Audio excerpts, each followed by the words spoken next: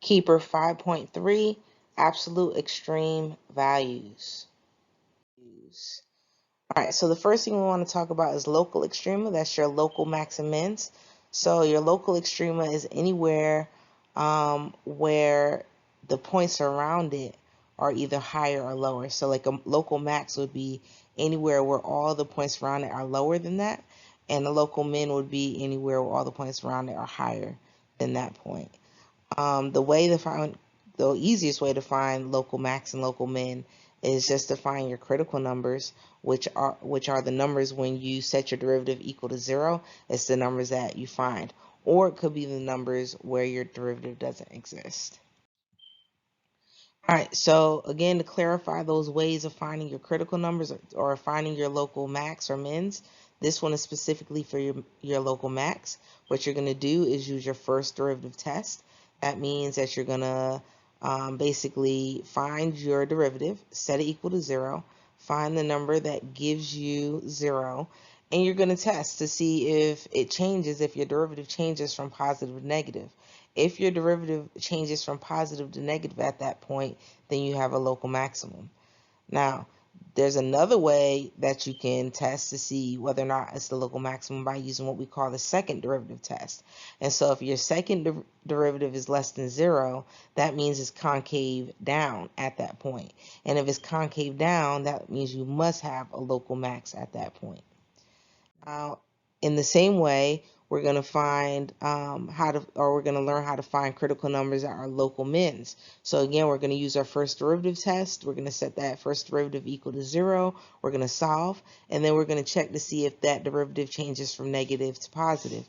If it changes from negative to positive, then you have a local min. Or again, you can use your second derivative test, find the second derivative at that point, see if it's positive or negative. If it's greater than 0, then that means it's concave up, which means you must have a minimum at that point. So here's our example. It says find and classify all critical numbers of the function. So the very first thing I need to note is that this function is continuous. It has no jumps, no holes, no asymptotes. And not only that, it has no cusps, it has no corners, and it has no vertical tangents. So not only is it continuous, but it's also differentiable. And I needed to know that because, again, remember, your critical numbers could be where it doesn't exist, but we have no issues of a point not existing. So all I have to do is find the derivative and set it equal to 0. So first, find the derivative of f of x. That's going to be 3x squared minus 6x. Now I'm going to set that equal to 0 and solve for x. So I factored out a 3x, and then I set each one of my factors equal to 0. I get x equals 0, x equals 2. Those are the two critical points of the function. Now, to determine if the critical points are a max or a min, again, I can, number one, use a number line, or I can use a second derivative test. And I'm going to show you both of them on this example. So the first one, I'm going to put those points on a number line. I'm going to plug values in to the left and to the right of my derivative. So if I plug in a number like -1 into my derivative, I would get a positive answer. Versus if I plug in a number in this region, like the number 1, I would get 3 times 1 minus 6, which is a negative answer. And then I can plug in a number to the right of 2, which again, if I plug in like something like 3, I would get a positive answer. Now, realistically, I don't always plug in. I notice that my derivative is a quadratic function and it's positive, so it must be going up. And so I know that to the left, it must be positive. In the middle, it must be negative. And to the right, it must be positive. All right, so once I do that, I do my little arrow chart. So where it's positive, I know it's going up. And then where it's negative, I know it's going down. Well, going from positive to negative, I can see it in the chart. It creates like a maximum, like a hill. Versus if I'm decreasing, like I am to the left of 2, and then increasing, again, I can see it from the chart. It kind of makes like a valley type shape, so I know that's a min. Therefore, at x equals 0, I have a max, and at x equals 2, I have a min. Now, I could have also done that using the second derivative test. Now, I'm just going to be honest, I generally don't use the second derivative test too often, but I think it's a valuable test to know, and it's just as easy as doing the number line. So your second derivative test, you're basically going to take the second derivative of your function. So you get 6x minus 6. And what you're going to do is you're going to plug your critical values into that second derivative. So I'm going to plug in, starting with 0. Second derivative of 0 would be 6 times 0 minus 6, which is a negative 6. Since that second derivative at x equals 0 is negative, I know that it's concave down. Now, because it's concave down, that means by default, I must have a max there. And so x of 0 must be a max. And I can do the same thing for x equals 2. Again, plug it into my second derivative, so I get 6 times 2 minus 6. I get a positive number, a positive 6, which tells me at x equals 2, this thing must be concave up. Therefore, if it's concave up, all the values around it are positive or above it, so therefore I have to have a relative or local min. Therefore, at x equals 2, I have a local min. All right, so those were your local extrema. Now, this is your absolute extrema. Your absolute extrema is the very, very, very highest point or lowest point on the graph. It's your absolutely highest or lowest point. It's higher than all other points on the graph, or it's lower than all other points on the graph.